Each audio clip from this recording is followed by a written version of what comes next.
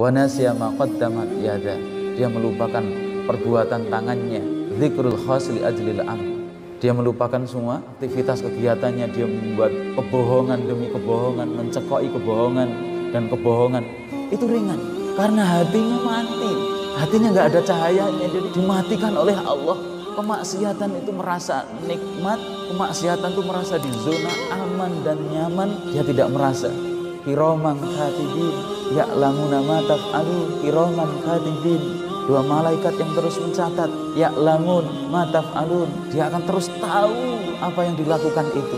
Yauma arjuluhum yashhaduna arjulum wa tukallimuna aydihim, dia bilang penghayatan kalau kakinya nanti akan menjadi saksi, tangannya yang bicara, mulutnya dikunci. Itu buah karena jauh dari Al-Quran, buah dari jauh dari Al-Quran. Dagangan Allah itu mahal. Kita buka Android kita sekian jam kuat tapi nggak sempat dalam satu hari itu 1 juz Al-Quran. Para sahabat tabi'in, tabi'ut tabi'in, cara hafalannya itu seperti surat Al-Fatihah. Tadaburnya jangan ditanya. Setelah memahaminya, hatinya mudah tersungkur, maka sangat ringan. Maksud kami tadi, begitu ada perintah ini, sami'na wa ata'na, gak ada pertimbangan untung dan rugi, menang ataupun kalah, dunia pengen ini dan itu, tidak. Semuanya diarahkan pada ridhonya Allah.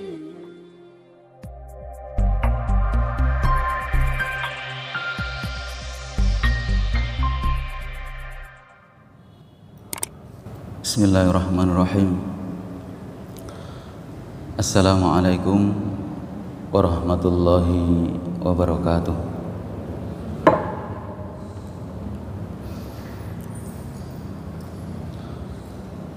Alhamdulillahi rabbil alamin,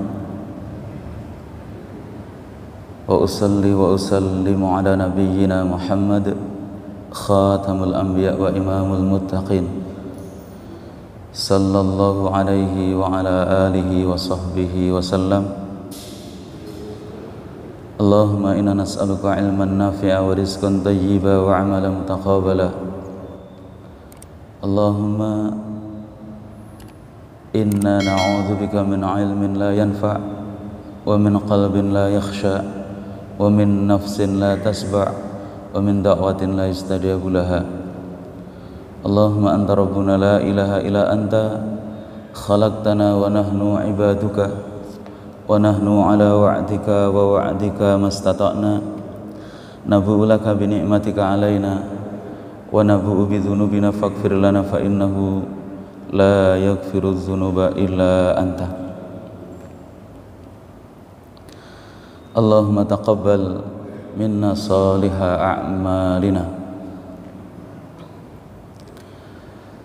Para bapak, para ibu, saudara sekalian, jamaah salat subuh, a'azakumullah, mudah-mudahan dimuliakan oleh Allah dan yang kami hormati.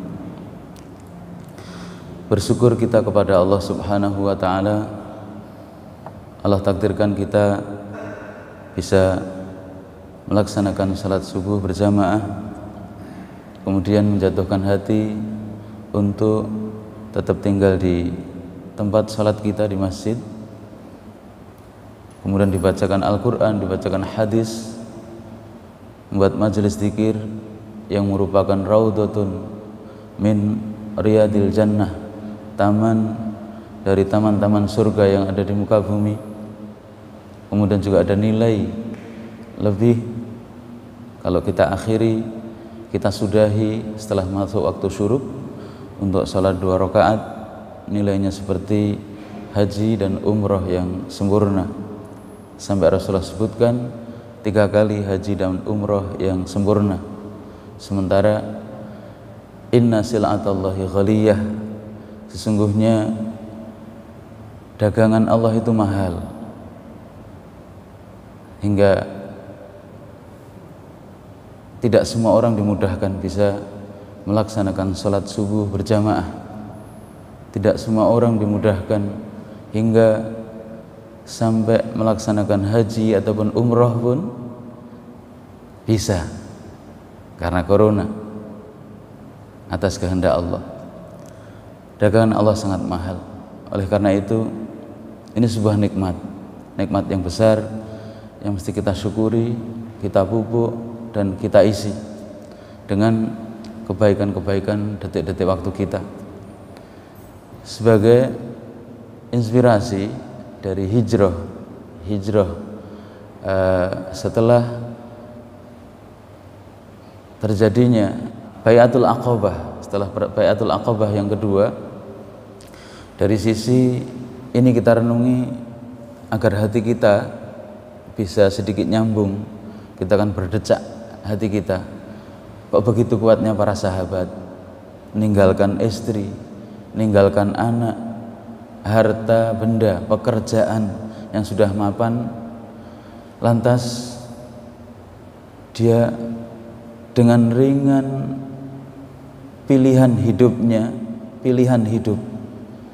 yang resikonya ada itu dilaksanakan, yaitu hijrah dari lingkungan tempat yang tidak mendukung keimanannya, kemudian ke satu tempat yang di situ sangat mendukung, mengembangkan diri keimanan dan tauhidnya bersama saudara-saudara muslim yang ada di Madinah, yaitu nanti kalau direnungi, ditadaburi kisah orang-orang yang dipilih oleh Allah mendampingi Rasul dan Nabinya, itu ada pembanding, yaitu kalau para bapak, para ibu membaca, banyak di dalam surat Al-Baqarah itu kisah orang-orang Yahudi yang di Madinah. Makanya Syekh Utsaimin itu kenapa di dalam Al-Quran itu kok banyak sekali kisah Nabi dan Rasul yang terdahulu didominasi oleh kisahnya Nabi Musa. Kisahnya Nabi Musa, bukan nabi yang lain, termasuk Nabi kita Muhammad Sallallahu Alaihi Wasallam.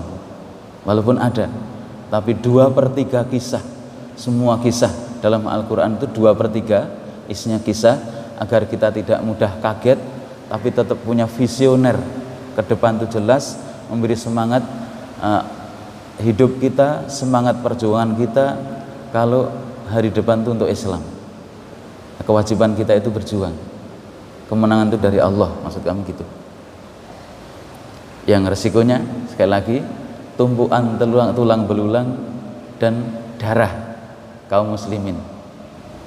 Itu menyuburkan iman.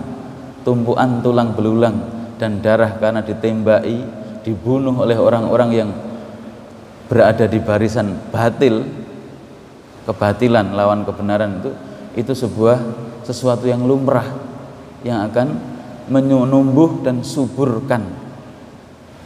Nanti Islam akan jaya. Jadi kita tidak terkejut, karena memang itu juga semuanya dalam sejarah ada. Kemudian 2/3 dalam Al-Quran itu juga sejarah. Nah, maksud kami nanti sejarah Nabi Musa banyak, karena sebagai pembanding, maksud kami di Madinah itu juga sangat dominan kabilahnya orang-orang Yahudi, Bani Quraidah, Bani Qainuqa, Bani Nadir. Itu adalah suku-suku yang nanti nasalnya dari, yaitu Bani Israel, dari keturunan Yakub yang memang akan menunggu Nabi akhir zaman. Makanya sangat interaksi Al-Quran ini nanti objek dakwahnya adalah Bani Israel, kisah-kisah para leluhur mereka diungkap lagi oleh Allah. Nah, sementara sahabat Nabi, maksud kami kita mengambil inspirasi, mengapa begitu ringannya dan meresponnya dengan mudah, sehingga apapun yang diakotkan ketika Bai'atul Aqabah yang kedua, sampai resikonya nanti taruhannya nyawa, raga, nyawa, bahkan istri dan anak akan dipersembahkan tetap untuk mengawal Nabi Muhammad SAW dan ideologinya. Itu mengawal, yang itu resikonya nyawa. itu sudah dihayati. Hingga akhirnya itu sahabat Al-Ansar sudah siap, lah sahabat Muhajirin kok siap rela meninggalkan harta benda, kemudian meninggalkan istri yang belum beriman, meninggalkan kerabat dan pekerjaan yang mapan dunianya, puncak-puncak kematangan ekonominya ditinggalkan dengan ringan. Ini maksud kami, kalau kita bawa ke alam kita apa rahasianya? Ternyata lil fuqara'il muhajirin alladzina ukhriju min diyarihim wa amwalihim yabtaghuna fadlan minallahi wa ridwana, itu yabtaghuna fadlan minallah, dia ingin mencari fadilah dari Allah, fadlullah, wa ridwana, dan keridhaannya, dan semata-mata keluarnya dari negeri tanah tumpah darahnya bukan untuk nyari dunia, tapi wa yansurunallaha wa rasulah, ingin menolong agama Allah dan Rasulnya. Itu orang yang jujur benar itu diantaranya mereka mencukupkan diri dan benar-benar serius dalam bermuamalah dengan Al-Quran. Benar para bapak, kadang kita ini wadah, hati kita ini wadah lah, wadah kita ini dipenuhi tidak kebenaran semua, campur-campur, apalagi mencari kebenaran itu tidak dengan Al-Quran terlalu lama, kelamaan. Makanya mereka, para sahabat itu mencukupkan diri dengan ajaran dari Nabi itu, bermujahadah hingga akhirnya luluh lantak hatinya sampai tersungkur, mudah nangis dan hanyut. Jelas surga dan neraka itu karena mudahnya seperti itu Al-Quran. Nah, itu maksud kami, dagangan Allah itu mahal.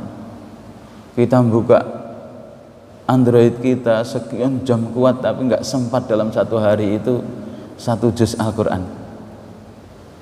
Para sahabat tabi'in, tabi'ut tabi'in, mereka Al-Quran seperti surat Al-Fatihah. Salah satu maksud kami cara hafalannya itu seperti surat Al-Fatihah. Tadaburnya jangan ditanya. Setelah memahaminya, luluh hatinya, mudah tersungkur, maka sangat ringan maksud kami tadi. Begitu ada perintah ini, sami'na wa ata'na, sudah. Nggak ada pertimbangan untung dan rugi, menang ataupun kalah, dunia pengen ini dan itu, tidak. Semuanya diarahkan pada ridhonya Allah, wa ridwanullahi akbar. Wa ridwanullahi akbar. Itu kalau kami memberikan ulasan, mudahnya para sahabat, hatinya jadi bersih di muka bumi zaman itu setelah hati nabinya, yaitu Nabi Muhammad SAW, karena Al-Quran.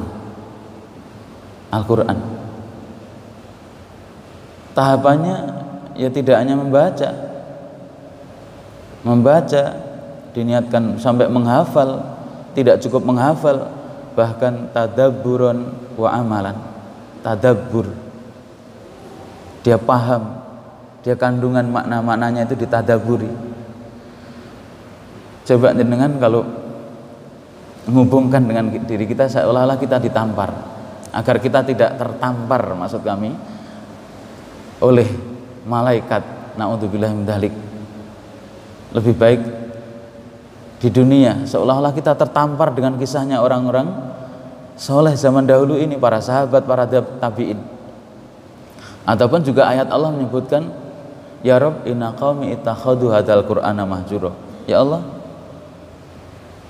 umatku ini loh menjadikan Al-Quran itu sesuatu yang dihijrahi, yang di belakang ditinggalkan, dihijrahi. Yang namanya hijrah kan dari sesuatu yang jelek menuju ke sesuatu yang baik, hijrah. Lah ini menghijrahi Al-Quran, ya qaumi, ya Rabbi, wahai Allah, ya Tuhanku, inna qaumi ittakhadhu hadzal qur'ana mahjura. Umatku kebanyakan kecuali yang dirahmati oleh Allah menjadikan Al-Quran itu sesuatu yang dijauhi, dihijrahi. Kan terbalik. Hijrah itu harusnya dari tempat yang jelek, buruk menuju ke tempat yang baik. Lah manusia ini menghijrahinya dan menghijrahi Al-Quran, menjauhi Al-Quran.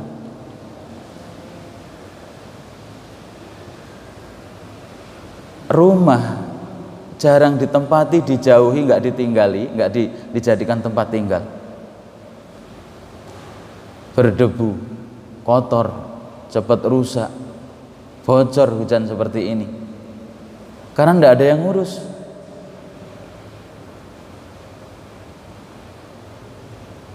Hati juga seperti itu kalau dijauhkan dari Al-Quran. Isinya hati tidak dipenuhi dengan kebenaran dari Al-Quran, gelap. Gelap. Lah sesuatu yang gelap tidak akan mengeluarkan cahaya dalam perilaku orangnya kalau hatinya itu sudah gelap. Nah itulah maksud kami, orang-orang zaman dahulu yang dipilih oleh Allah mendampingi nabinya ini, kenapa mereka dalam masa yang pendek tarbiyah, pembinaan, pengkaderan itu sebegitu dahsyatnya perubahannya? Karena Rasulullah mencukupkan dengan Al-Quran, kemudian para sahabat benar-benar muayasyah hidupnya dan hatinya dipenuhi dengan Al-Quran. Maksud kami, hati ini kalau tidak penuh dengan kebaikan dan didekatkan dengan Al-Quran, bagaimana dia akan melakukan kebaikan, melakukan amal yang soleh? Tanah itu kalau tidak subur, bagaimana akan bisa ditanami? Andaikan tumbuh juga tidak membuahkan tanaman yang subur, membuahkan hasil yang maksimal tanamannya, wong tanahnya tidak subur. Sama, hati itu tidak mengeluarkan cahaya yang tercermin dalam perilaku orangnya. Sensitif terhadap kebaikan, mudah luluh hatinya dalam hadap kebenaran, pembelaannya loyal terhadap Islam, bahkan nyawa pun ringan. Itu karena hati baik. Kalau hatinya iri, dengki, kecintaannya kepada dunia sangat kuat, padahal umurnya sudah 80 tahun lebih, 60 tahun lebih, umur-umur sudah di atas 50. Dipenuhi dunia, ini kan penyakit. Itu semua yang bisa menyuburkan adalah Al-Quran. Hati yang dipenuhi dengan Al-Quran. Lah sahabat-sahabat Rasulullah itu dengan Al-Quran yang dibacakan oleh Rasulullah, Al-Quran yang dia hafal sedikit demi sedikit, itu membuahkan. Artinya Al-Quran itu sampai ke hati, tidak hanya di dalam bacaan kerongkongan saja, tapi Al-Qur'annya sampai ke hati. Jadi membuahkan hati yang hidup, bercahaya. Cahaya hati itu tercermin dalam perilakunya, mudah luluh hatinya, tersungkur takutnya kepada Allah, tercermin di dalam setiap perilaku. Enggak mudah suka bully, memberitakan sesuatu yang bohong, ringan. Itu hati yang keruh dan hati yang sakit. Lah nyari obatnya hanya dengan Quran. Nah itu maksud kami, orang-orang soleh zaman dahulu, para sahabat itu karena muamalah dan interaksinya dengan Al-Quran sangat intensif, akhirnya hatinya hidup. Syifa, disebutkan syifa'un lima fis sudur. Lah kenapa? Kadang kita membaca Al-Quran, ya sebaiklah baik daripada mereka sudah habis waktunya 24 jam disibukkan dan diisi hatinya tidak dengan Al-Quran, yang itu kezaliman. Wa man adzlamu, siapa yang lebih zalim? Itu bayangkan, orang saja berhati-hati kepada orang lain agar tidak berbuat zalim, tapi ada kezaliman yang lebih ngeri. Wa man adzlamu mimman dzukira bi ayati rabbih fa'arada anha wa nasiya ma qaddamat yadah.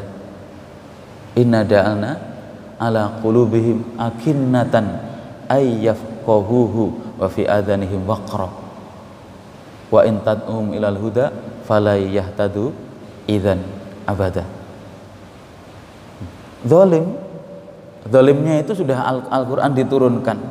Al-Quran ada di hadapan kita, bahkan hari ini berbeda dengan tahun 70-an, tahun 80-an. Al-Quran itu sulit nyarinya, sulit. Hari ini beraneka ragam. Bahkan di dinding masjid kita ini loh, kadang kita kunyah-kunyah kalau hari Jumat, pas kita Jumat di sini, kayak Al-Quran ini belum pernah disentuh, masih gres aroma dan baunya. Jauh. Siapa yang lebih zalim dari orang yang sudah ada Al-Quran di depannya, diturunkan Al-Quran? Wa man adzlamu mimman dzukira bi ayati rabbih, diingatkan dengan Al-Quran, didatangkan Al-Quran, turunkan Al-Quran, fumma a'rada anha, sampai diulang. Satu ayat ini diulang di dalam surat yang lain agar hati kita berpengaruh, berasar. Siapa yang lebih zalim? Sudah diingatkan ini Al-Quran, inilah petunjuk Al-Quran, ini Al-Qurannya, kemudian dia berpaling, nggak mau membacanya, nggak mau menghafalnya, nggak mau mentadaburinya, melupakan semua amalannya. Wa nasiya ma qaddamat yada, dia melupakan perbuatan tangannya.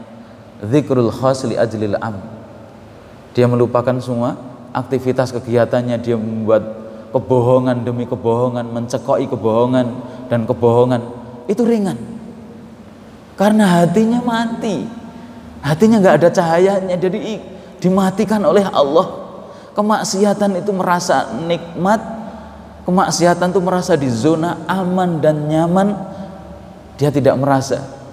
Kiraman katibin ya'lamuna ma taf'alun. Kiraman katibin, dua malaikat yang terus mencatat. Ya'lamun ma taf'alun, dia akan terus tahu apa yang dilakukan itu.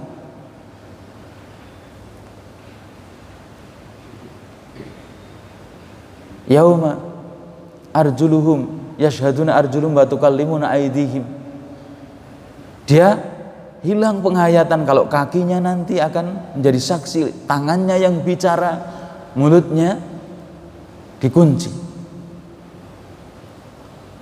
Itu buah karena jauh dari Al-Quran, buah dari jauh dari Al-Quran. Makanya ini saya tekankan kepada para bapak dan termasuk saya juga, para ibu, mari kegiatan apapun kalau nuansanya bersama Al-Quran, baik belajar tahsin, masih belajar tahsin walaupun kita sudah tua, tetap baik, memperbagus bacaannya, kemudian menghafal, sangat bagus, dinaikkan lagi agar nanti Al-Quran itu, hakikat membaca Al-Quran adalah tadabbur, agar sampai ke hati, dikunyah-kunyah. Kalau kita sudah uzur karena inna anzalnal qur'ana arabiyyan, diturunkan Al-Quran itu dengan bahasa Arab, karena Nabi kita wa ma arsalna min rasulin illa bilisani qaumihi, tidaklah kami utus setiap nabi dan rasul itu dengan bahasa kaumnya. Nabi kita adalah orang Arab Quraisy, maka untuk memahami sangat mudahnya dengan bahasa Arab. Minimal terjemahnya ditadaburi. Hari ini laluan jendela dunia untuk googling apapun sangat mudah, tidak ada alasan untuk tidak tahu. Nah, itulah akan mempermudah hati kita jadi subur, tanahnya subur, maka ditanami apapun akan tumbuh berkembang dengan baik. Tanaman itu membuahkan hasil yang sangat banyak. Sama hati ketika sudah subur dengan keimanan, Al-Quran itu sebagai penyuburnya kuat, hatinya subur, maka akan mencerminkan berbagai kebaikan-kebaikan pada diri seseorang. Itu kalau kita hayati hijrahnya para sahabat Rasulullah yang mereka pada puncak-puncak kenyamanan kehidupan dunia, dagang dan niaganya sukses, sudah mapan umur 40 tahun itu kalau berumah tangga, ketika umur masih 25, 30 sudah mapan lah, Nah, suasana seperti itu diperintahkan oleh Allah lewat Rasulnya hijrah, ninggalkan perkara-perkara pernik dunia itu. Itu karena hatinya telah dibersihkan dengan Al-Quran. Bersih, akan hilang semua penyakitnya tadi, karena syifaun lima fis sudur. Nah, yang aneh, kenapa? Artinya tamparan bagi kita, maksud kami, kok kehidupan kita hari ini, dan termasuk saya juga, maksud kami, kita kunyah-kunyah karena Al-Quran itu belum sampai ke dalam hati kita, sehingga merubah perubahan yang sangat dahsyat, sebagaimana perubahan sahabat Nabi dari kekafiran, kesyirikan, mendapatkan sentuhan Al-Quran, cepat perubahannya seperti itu. Nah, itu mari kita renung-renungkan.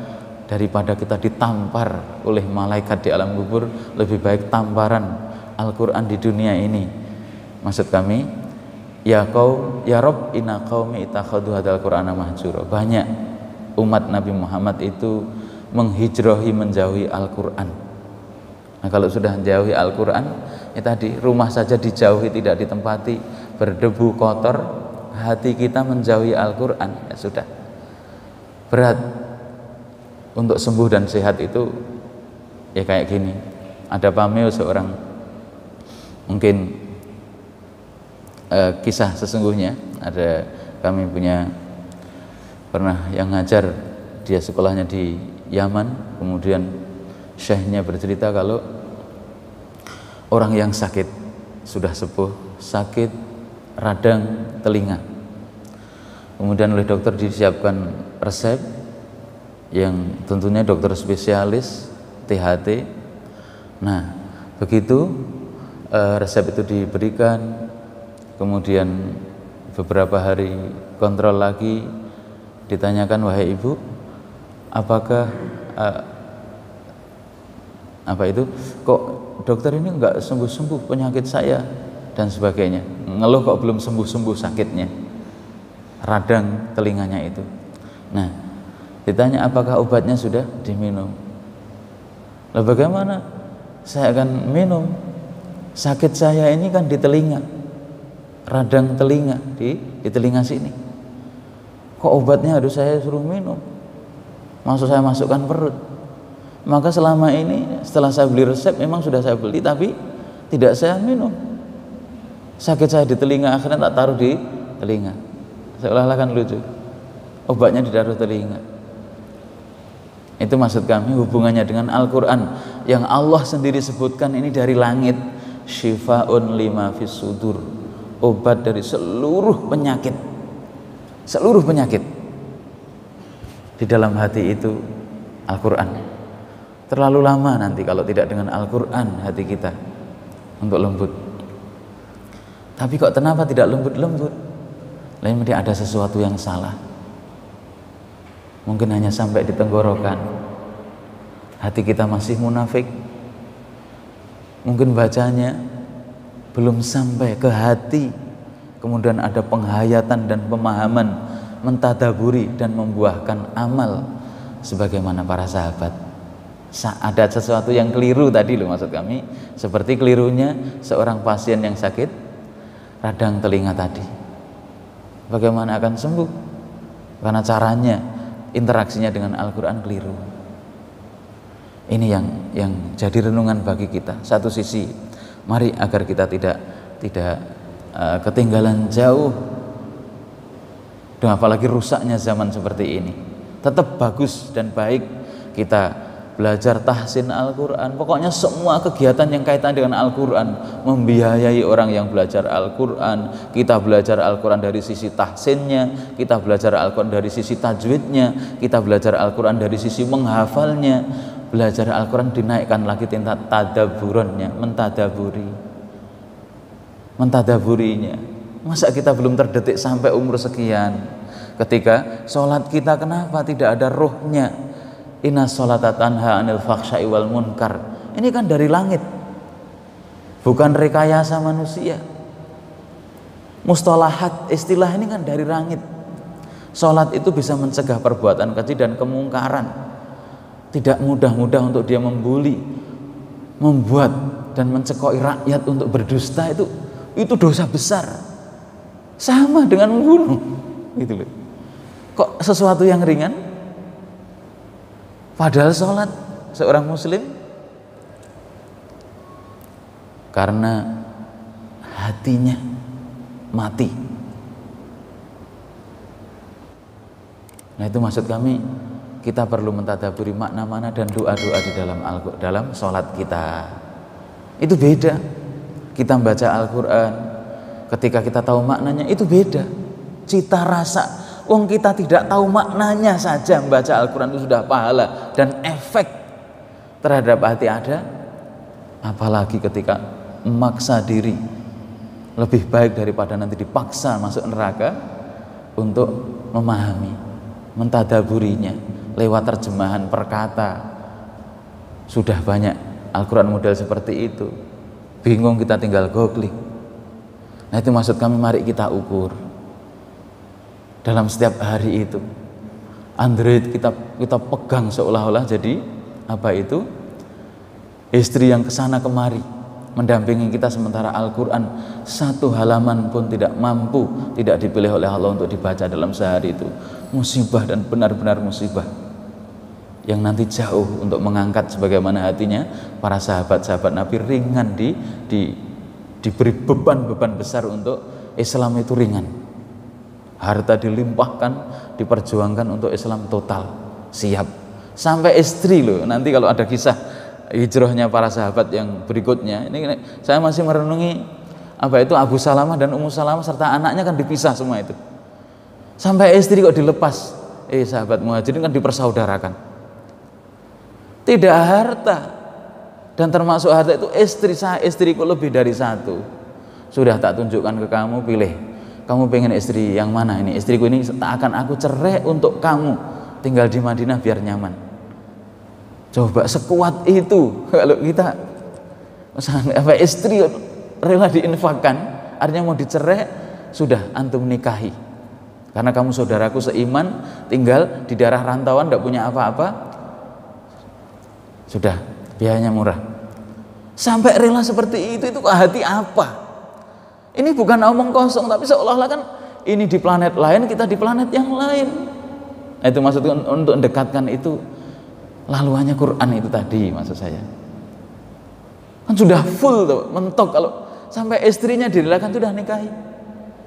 Bukan karena dia sudah nggak senang, nyarinya sulit kok. Kalau kita bahasa Al-Quran itu bukan maharnya mushaf Al-Quran dan kerudung, enggak. Mahar dalam bahasa Arab dalam Al-Quran itu besar, menghargai perempuan itu.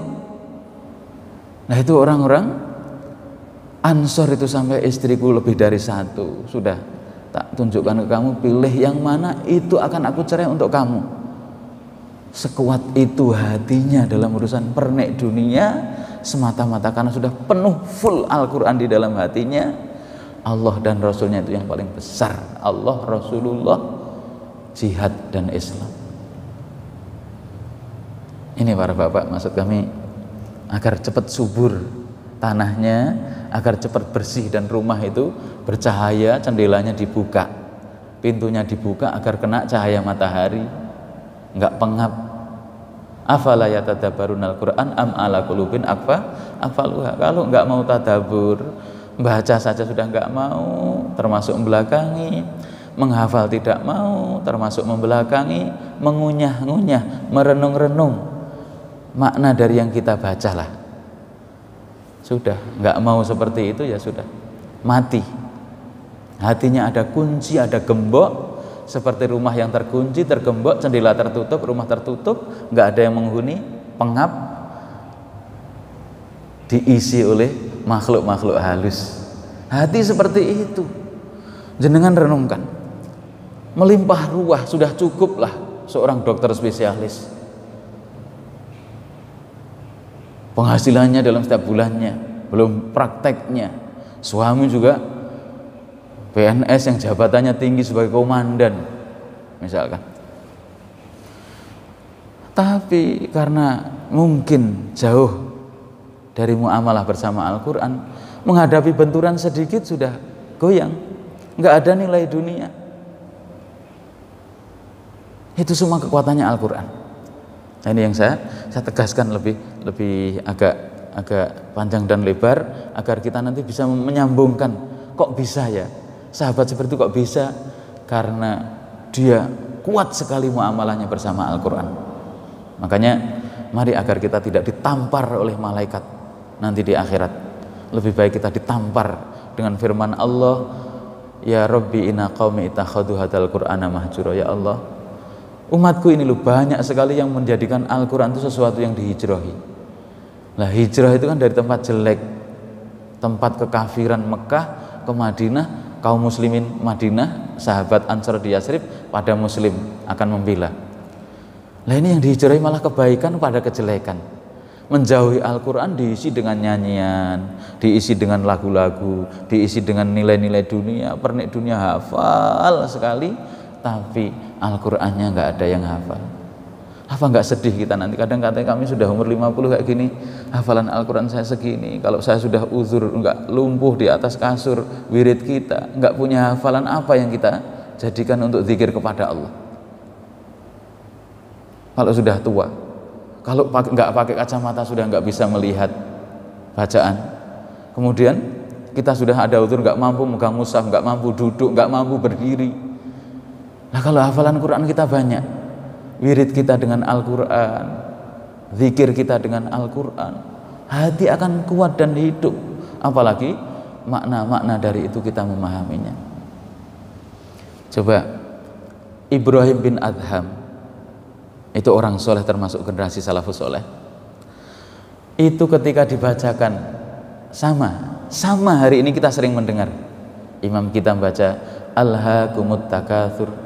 Misalkan Pak Rois jadi imam itu, surat Alhaakumut Takatsur, Alhaakumut Takatsur.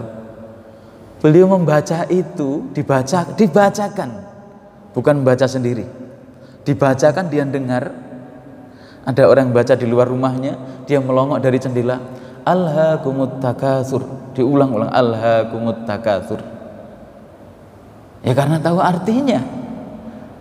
Alhaakum at-takatsuru. At-takatsur itu berbangga-bangga, berlomba-lomba, berbanyak-banyakan dalam segalanya. Yang hari ini kebanyakan orang seperti itu, kecuali yang dirahmati oleh Allah. Berbanyak-banyakan harta. Langsung kan miris kalau mendapat laporan dana Covid menjadikan kekayaan departemen ini dan itu, sementara dia bersenang-senang di atas jenazah dan matinya mayat itu.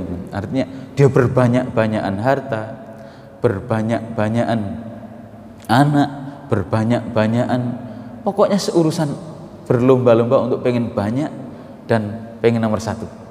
Itu alhaakum, itu akan melalaikan kamu nanti dari akhirat. Itu belum nangis, butiran putih yang membasahi pipi itu sampai jenggotnya basah. Bukan melodrama dan sosiodrama, tapi benar-benar dari tadi loh, di dalam surat Al-Isra itu, ketika ilmu itu ilmu yang benar mesti membuahkan rasa luluh hati, lembut, khosyah yang mudah tersungkur kepada Allah. Kita, wah hati kita ketika dibaca surat As-Sajdah, surat subuh pagi Jumat, itu punggung panas tuh ngerusuh pikiran kita sendongkol. Wah ini mah lama. Surat As-Sajdah itu lama. Kita sudah mangkel negatif pikiran kita. Itu hanya alhaakumut takatsur, belum dilanjutkan sampai summa latus'aluna yauma idzin 'anil na'im. Nangis. Luluh hatinya tersungkur sampai terisak-isak. Itu maksud kami, ilmu yang sebenarnya itu seperti itu membuahkan rasa takut, bukan sebuah knowledge, wawasan yang disoal bisa menjawab, ditanya ini bisa itu, tapi tidak membuahkan perilaku, bukan ilmu di dalam syariat itu. Nah itu para bapak, maksud kami kalian untuk nyambungkan agar kita mudah nanti membaca sirah. Kok mudah sekali hijrahnya sahabat Nabi seperti itu? Al-Quran. Sudah percaya begitu, tidak percaya begitu, mari kita tunggu. Silahkan jenengan tidak usah megang mushaf ini, biarkan mushaf Al-Quran yang di tembok-tembok masjid ini. Di rumah tidak usah jenengan baca Al-Quran, silahkan ingat dunia, hafal nyanyian jenengan tahun masa lalunya. Itu hanya kebahagiaan yang sesaat, pura-pura bahagia, sebentar lagi akan gundah, akan susah selama-lamanya. Pura-pura saja bahagia, bahagia yang sebenarnya itu Al-Quran. Nah, hari ini apalagi penyakit istilah hari ini apa?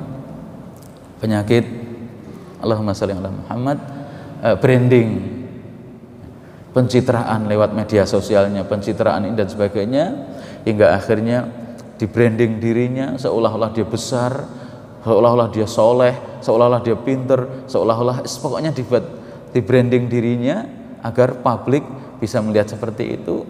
Akhirnya dia tidak sadar dirinya, kekurangannya, karena dia puas dan bangga dengan follower yang masuk, tepuk tangan orang yang memberikan sapaan dan aplausnya. Akhirnya lupa dirinya. Kalau ternyata kecil di sisi Allah, kecil di sisi Allah walaupun di publik seolah-olah jadi pejabat besar, gak sadar pengikutnya banyak karena kekuasaan ada di tangannya, tapi kecil di sisi Allah karena dia orang jelek, hatinya keruh dari jauh, tidak ada Al-Quran. Itu seperti di dalam surat Al-Hasr, wala takunu kalladzina nasullaha. Jangan kamu itu seperti orang yang lupa kepada Allah, suka branding diri kamu, suka image jaim, jaga image, pencitraan di publik.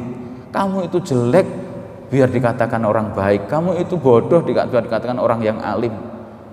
Enggak tahu dirinya. Maka balasannya oleh Allah, fa'angsa wala takunu kalladzina nasullaha fa'angsahum anfusahum. Allah melupakan mereka itu terhadap dirinya sendiri. Nah, itu kan musibah. Musibah benar. Sampai pada dirinya sendiri lupa. Kalau dia itu jahil, kalau dia itu jauh dari kebaikan dan kebenaran. Lah kalau terus seperti itu, maksiat dinikmati, merasa aman, merasa nyaman, berbuat kebaikan itu berat. Tahu itu baik, baik itu tahu, tapi dibuat sulit oleh Allah. Karena wa nuqallibu afidatahum wa absarahum kama lam yu'minu biha awwal marrah. Hatinya sudah dibalik kok, dibungkus, sudah ditutup. Hatinya dibungkus. Kalau ditakdirkan tahu kebenaran, dengar kebenaran, tapi sulit untuk melakukannya, sulit, enggak berat. Itu ayat yang diulang tadi maksud kami dalam surat Al-Kahfi, wa man adzlamu mimman dzukira bi ayati rabbi fa'aradu anha, berpaling dari Al-Qur'an. Diulang dalam surat apa? Surat As-Sajdah yang setiap Jumat pagi juga, wa man adzlamu mimman dzukira bi ayati rabbi, cuma summa a'radona anha innal mujrimina muntakimun. Orang pendosa pasti akan aku balas. Dilawan oleh Allah. Iya, kamu hari ini kuasa, punya kekuasaan, tapi nanti ketika sakaratul maut itu. Nah itu kalau kita tahu artinya, dikunyah-kunyah luluh hati kita. Ayat kursi yang dibacakan oleh imam kita subuh tadi, coba, apa kita nggak luluh keindahan ayat seperti itu dan keagungan Allah? Wasi'a kursiyus samawati, kursi Allah singgasananya itu lebih luas daripada 7 lapis langit, 7 lapis bumi. Apa enggak kita, hati kita itu? Nah ini maksudnya Al-Quran, mari agar menyambungkan, Anda sudah suruh menyambungkan pembacaan kita terhadap sejarah Nabi kita dan para sahabat Rasulullah yang lewat dakwah jihad beliau kita dapat Islam ini. Itu diantara mempermudahnya hati kita bisa berubah itu dengan Al-Quran. Mari kita bersama-sama untuk bersungguh-sungguhlah. Tidak ada yang tidak baik hubungan dengan Al-Quran, baik hari ini masih belajar tahsin, belajar membaca, belajar menghafalnya seberapapun, kemudian membiayai orang yang belajar Al-Quran, mentadaburinya sekuat kemampuan kita, itu kebaikan semua, kebaikan semua. Itu saja para bapak, para ibu, perkara yang kita sampaikan untuk menyambungkan hati kita, kisah-kisah yang sangat membuat hati kita berdecak. Sahabat-sahabat Nabi ketika nanti proses hijrah, termasuk Nabi kita, prosesi hijrah Nabi kita dari Madinah dari Mekah ke Yasrib itu agar kita menghayati dan memahami dan menyambungkan, karena kebersihan hati Rasulullah di muka bumi, paling bersih Nabi zaman itu, dan hati yang paling bersih setelah Nabi zaman itu adalah para sahabat-sahabatnya. Berbeda dengan hatinya Bani Israel atau orang Israel yang ada di Yasrib. Aku qouli hadza wa astaghfiruhu innahu huwal ghafurur rahim. Wa sallallahu ala nabiyyina Muhammad wa ala alihi wa sahbihi wasallam. Subhanakallahumma wa bihamdika asyhadu an la ilaha illa anta astaghfiruka wa atubu ilaik. Wa sallallahu ala nabiyyina Muhammad wa ala alihi wa sahbihi wasallam. Assalamualaikum warahmatullahi wabarakatuh.